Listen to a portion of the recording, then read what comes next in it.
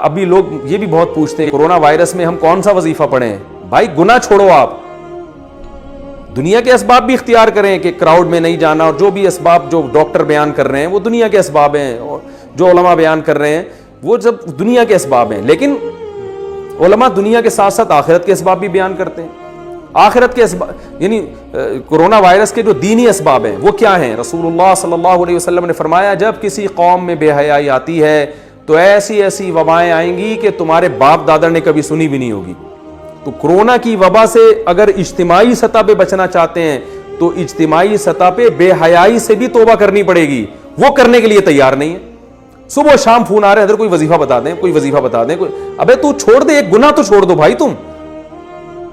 100 گناہ تمہاری زندگی میں ہے تو اس وبا کی وجہ سے ایک صرف تو توبہ کر لینا، اے اللہ میں یہ 100 گناہ کرتا ہوں، ان میں سے ایک کو اپنی لسٹ سے زندگی سے نکال رہا ہوں، شاید اللہ کچھ رحم کر لے۔ گناہ ایک بھی چھوڑنے کے لیے تیار نہیں ہے، وظیفوں پہ زور لگایا ہوا ہے، ہر کام میں وظیفہ چاہیے ان کو۔ میں وظیفوں کا منکر نہیں ہوں، لیکن یاد رکھو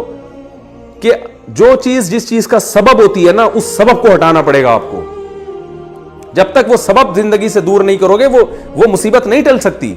اور اگر ٹل بھی جائے گی تو اس سے بڑی مصیبت کا پیش خیمہ ہوگی، کیونکہ فرعون پر جب مصیبتیں آئیں تو مصیبتیں ٹلی ہیں، فرعون اس خوش فہمی میں مبتلا ہو گئے کہ ہم نے تو توبہ بھی نہیں کی، موسیٰ علیہ السلام پر ایمان بھی نہیں لے کر آئے، اور پھر بھی اللہ نے مینڈکوں کا عذاب بھی ہم سے دور کر دیا، جوؤں کا عذاب بھی دور کر دیا۔ وہ اس خوش فہمی میں تھے کہ اب ہمیں توبہ کی ضرورت نہیں ہے، مصیبت تو ویسے ہی ٹل گئی۔ ان بیچاروں کو یہ نہیں پتا تھا کہ بھائی یہ جو مصیبت ٹلی ہے نا، یہ بڑی مصیبت میں ڈالنے کے لیے، اب تجھے سمندر میں پانی میں غرق کیا جائے گا، اس کے بعد یہ چھوٹے موٹے عذابوں کی تجھے ضرورت ہی نہیں رہے گی۔ تو یاد رکھو وبا تو آتی ہیں چلی جاتی ہیں، وبائیں ہمیشہ سے آتی رہی ہیں، اللہ کرے یہ بھی چلی جائے، جلدی چلی جائے۔ ہم کمزور ہیں، ہم اللہ کی سزا کا